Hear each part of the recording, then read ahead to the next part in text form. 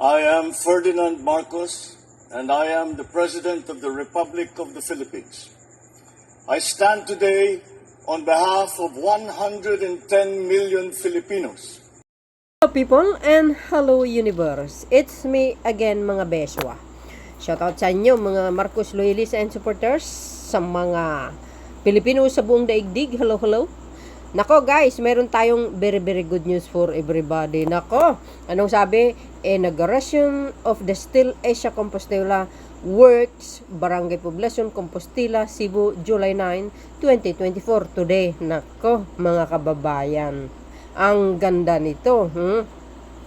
Malamang mag-i-import tayo. Kung ano man ito mga beswa, talaga naman maganda ito guys. Basahin natin. Mahaba ito mga besa, pero short lang. At panoorin nyo ang kanyang speech, okay? Pinasiyaan ni Pangulong Ferdinand R. Marcos Jr. ang pagbubukas ng Still Asia Compostela Works sa Cebu, ang pinakamalaking planta ng steel sa bansa. Wow, guys, Ang nagpagtatag nito ay nakatuon sa pagpapalakas ng lokal na produksyon ng steel rebars. Ay wow, social. Na mahalaga sa pag-uunlad ng ating ekonomiya at paglikha ng libu-libong trabaho para sa mga Pilipino. Suportado rin ng proyekto ito ang Tatak Pinoy Law. Bakit naging involved yan guys, ang Tatak Pinoy Law? Kasi ganito yun. 'Di ba steel yan ay gumagawa ng mga bakal. Dahil alam po natin, ang paggawa ng bakal dito sa ating konkreto, maganda. So, pag i-import mo yan, mga kababayan, siyempre, nakalagay ang Tatak Pinoy. Sa madaling salita, tulad ng Amerika, made in USA. O, di ba? Kahit saan bansa yan, i-import mo ito. Nakalagay, Tatak Pinoy. Oh, wow, social. At ang Build Better More program ng administrasyon na parehong naglalayong pasiglahin ang paglago ng ating industriya at infrastruktura. Nako, mahaba ito guys. Pero, panoorin nyo ang kanyang speech. Alam nyo ba, ito may maiba tayo. Mayroon tayo nito noon sa panahon ni Pangulong Marcos Sr. Pero nung umupo yung tabako, nakaw, ibininta. Ngayon nga. See? Yung mga sumunod sa kanya, no? Yung sumunod sa kanya ni dating Pangulong Marcos Sr. Nako, yung isa naman, binta dito, binta doon. Tapos yung isa, sumunod sa kanya, yung tabako, binta dito, binta doon. Diba, mga kababayan? O yung Petron, diba? Hawak ng gobyerno yan. Ano nangyari?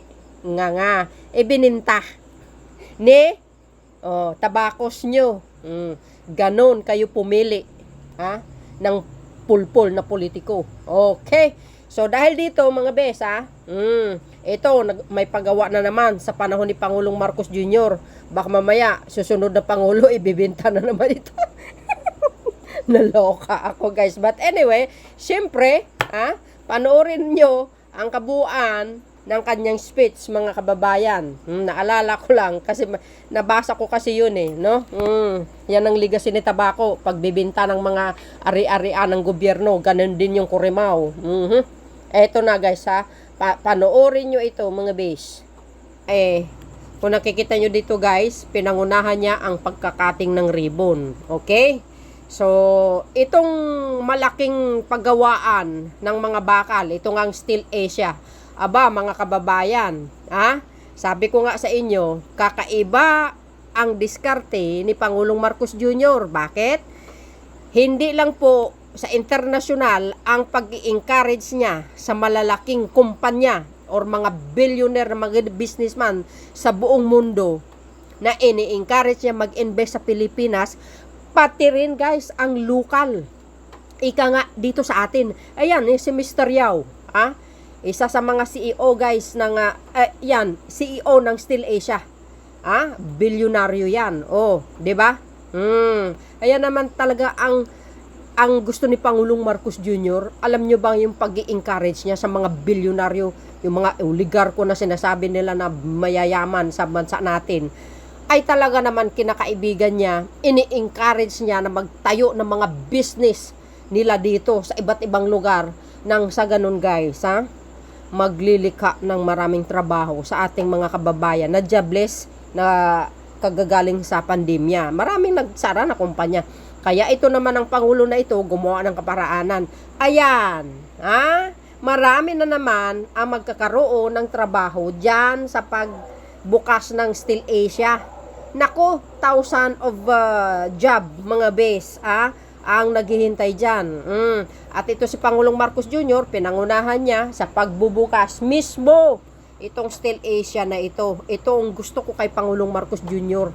Lahat kinakaibigan niya, ini-encourage niya para mag-invest sa sariling bansa. Ito, ay sus nako guys, talaga naman, saludo ka kay Pangulong Marcos Jr. Yan po ang wala sa mga past administration. Si Pangulong Marcos Jr. in general kasi ito lahat nakikita niya, alam niya kung alin ang pinakamagandang paraan para lang maibsan ang mga walang trabaho. Ito, sinalubong siya ng mga karatula. Papasalamat sa ating mahal na Pangulo. Siya kayo makakita niyan, mga bes.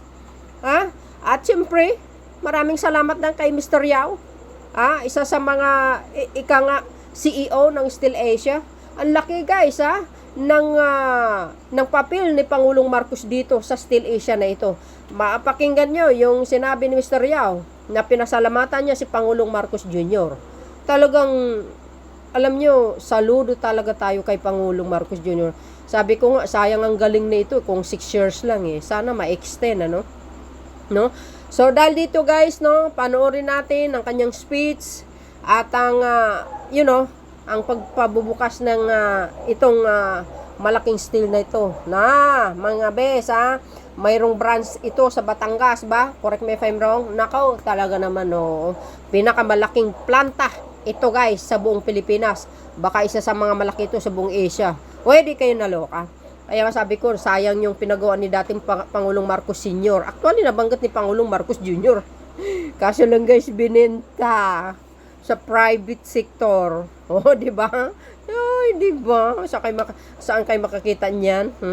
Yan yung mga politiko na pulpul na walang malasakit sa mamayang Pilipino. Marcos lang talaga ang sakalam.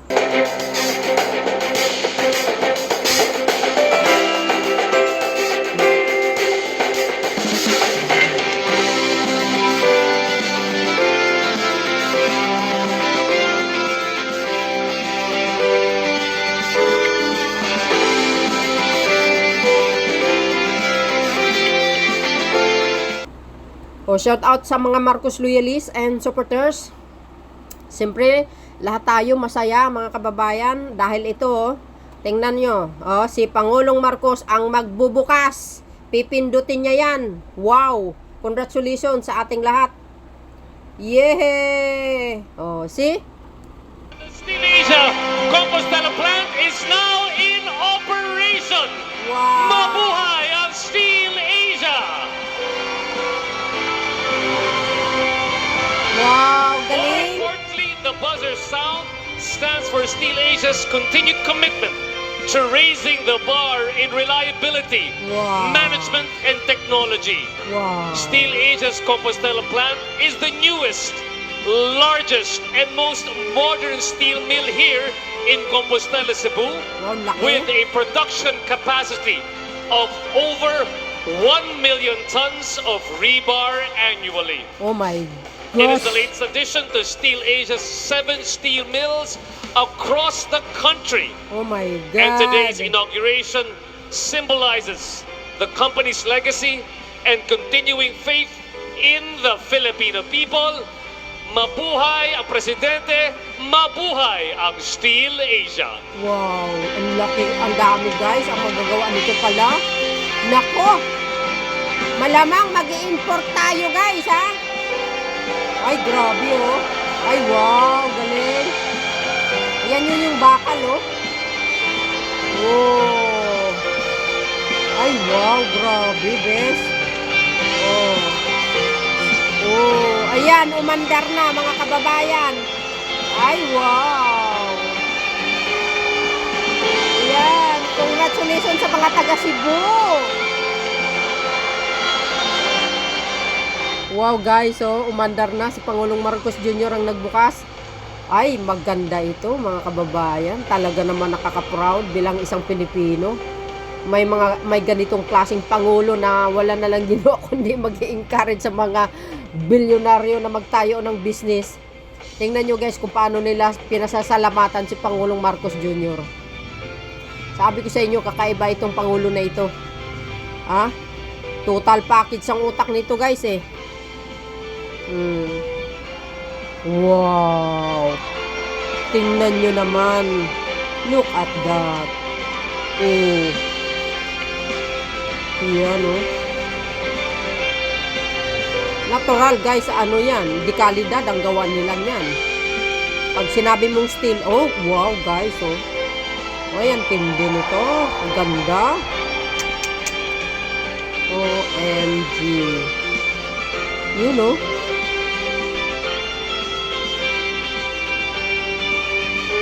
Nako. Wow. Oh, ano kapalagayan nyo mga kababayan? Masaya? Ako masaya. Oh, nakita nyo yan? Ay, grabe, tindi.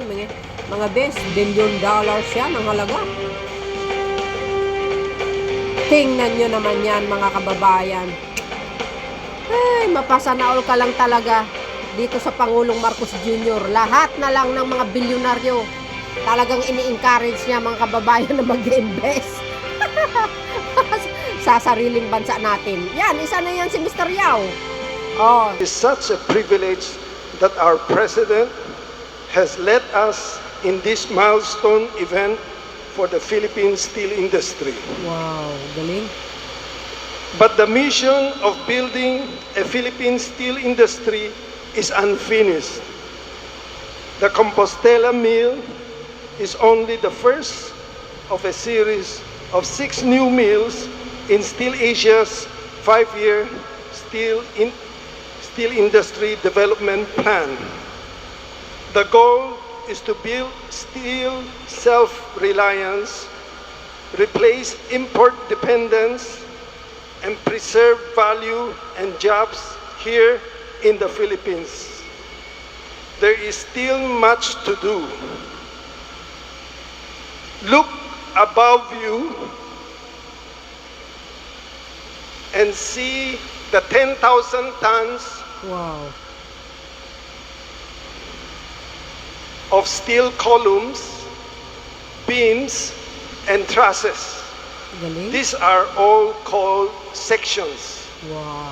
That's over 1 billion pesos worth of sections, which we had to import from a Vietnamese pre-engineered building contractor.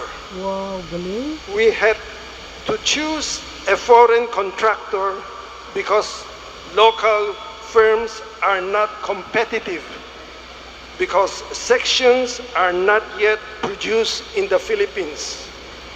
It's a loss for Philippine businessmen, engineers, architects, designers, and welders.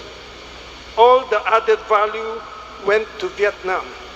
Ay, grabe. Steel Talaga? Asia's solution is to build more mills to produce these new steel products using the same world-class level of technology as the Compostela mill, so that we will be competitive with any in the world and do so in the greenest way possible. This plan for long steel products self-reliance will be complete in 2027. Galing. I would like to thank His Excellency President Ferdinand Marcos Jr. for leading the government support in building the Philippine steel industry. Wow. We cannot do this without His Excellency. Oh, narinig I niyo would yun? like to thank our hosts, the provincial government of Cebu, and the municipality of Compostela. Wow, galing. I would like to thank the Development Bank of the Philippines for funding this project and continuing to support our industry development plan The next one is already under construction. Ay, The galing. section mills in Lemery, Batangas. Ay, wow. I'd like to thank the hundreds of people, including our foreign technology suppliers, for building this mill. Galing. I welcome you to Steel Asia's Compostela mill. Thank you once again. Mabuhay. State-of-the-art, first of its kind in the entire country facility. We will surely be able, together, hand in hand, public and private sectors, to level up together so that under the administration of our beloved, hard-working President Bongbong Marcos,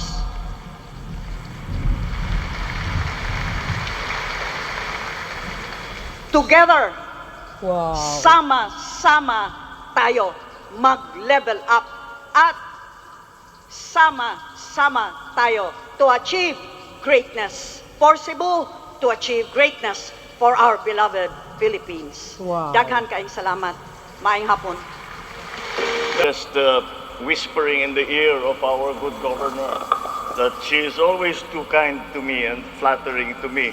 And I am a little embarrassed by all the kind words that she has to say.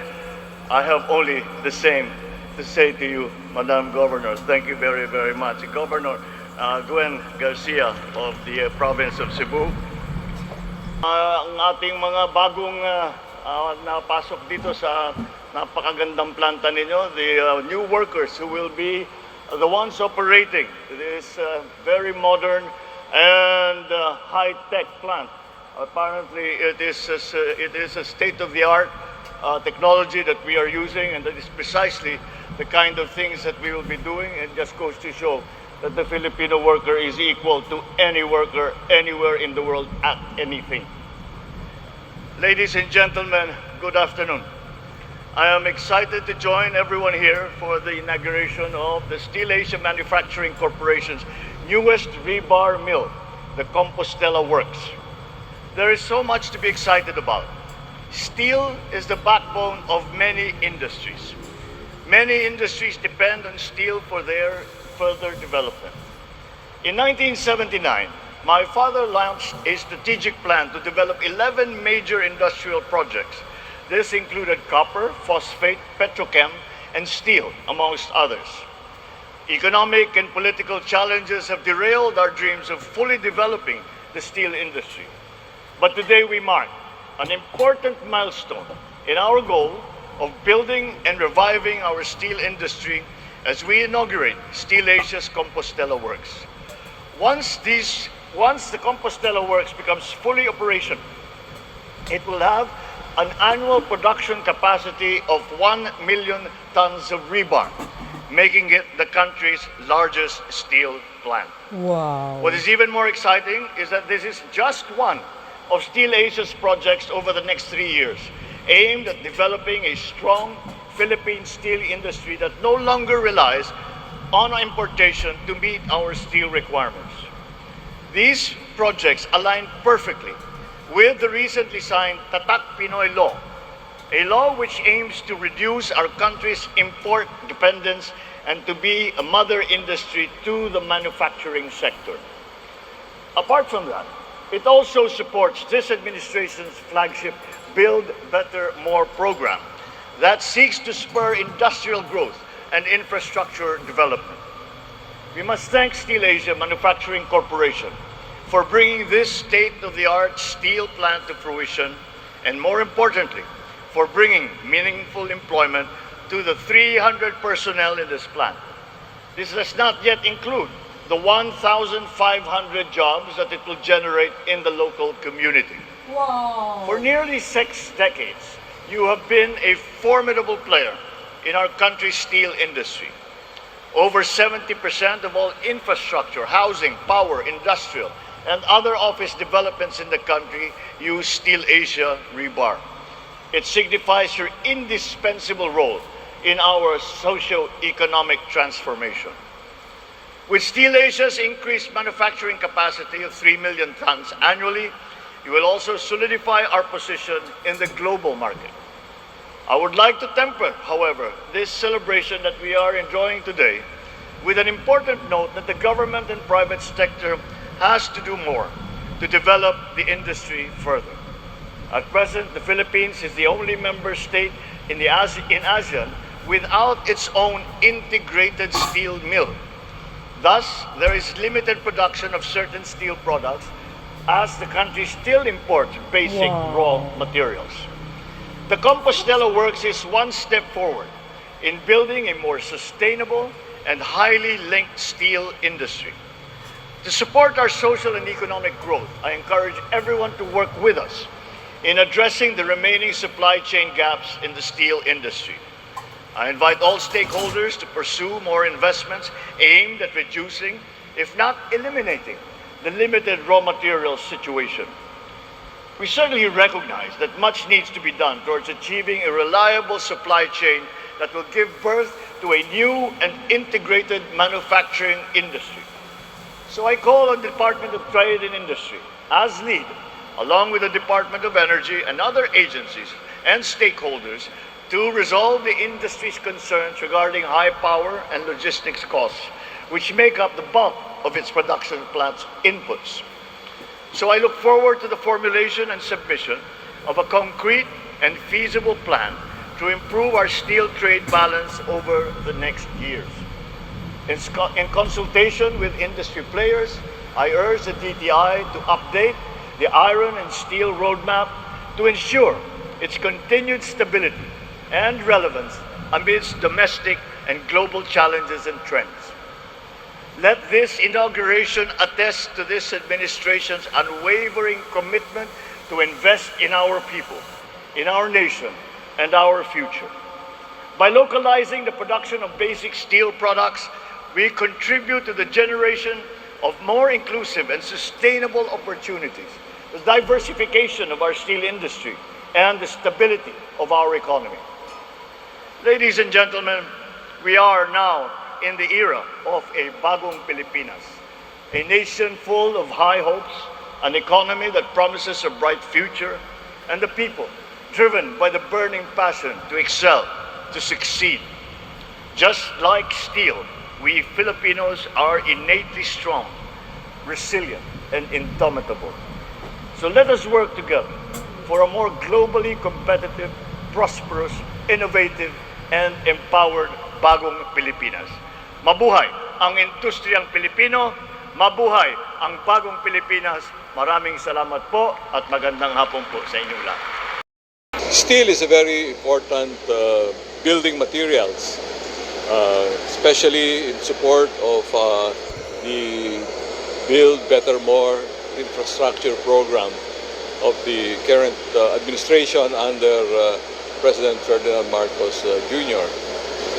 Ito yung our move towards Bagong Pilipinas, where we are going to address the important needs of the country for connectivity, physical connectivity, and also for cyber connectivity. You know, you need steel also to build the towers for telecommunications, okay?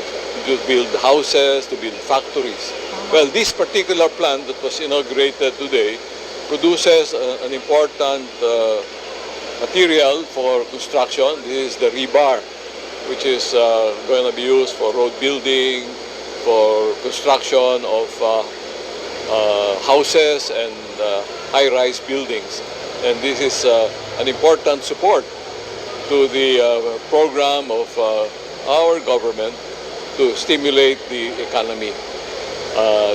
This plant is considered to be one of the most modern plants in the world, not just in the first in the Philippines, of course, and we are very happy that Steel Asia has committed significant resources to build this plant with the support of our financing institutions.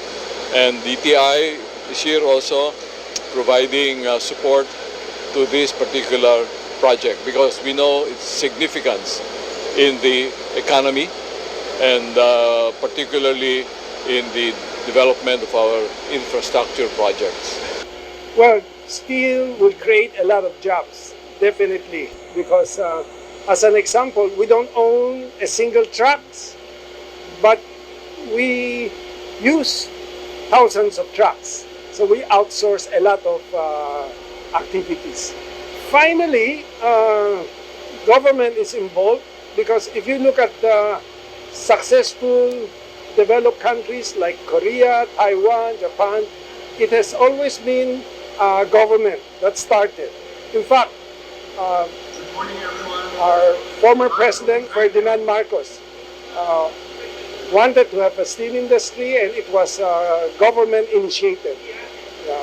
So now we have government involvement, so I'm very confident that finally we will have a steel industry. Yay! Now, we never compromise on technology ever since before. So it's always the state-of-the-art equipment. We need more of this type of investment. Hopefully more entrepreneurs will go into manufacturing and especially heavy industry. The achievement of this is long-term. So hopefully the next generation in our company will continue on with this because it has to be the future generation that will make it successful. Mga kababayan, ano ang kapalagayan nyo? Ako, masaya. Kasi maraming trabaho. At siyempre, malaki ang tulong sa mamamayang Pilipino. Guys, magtatax yan no? 'Di ba?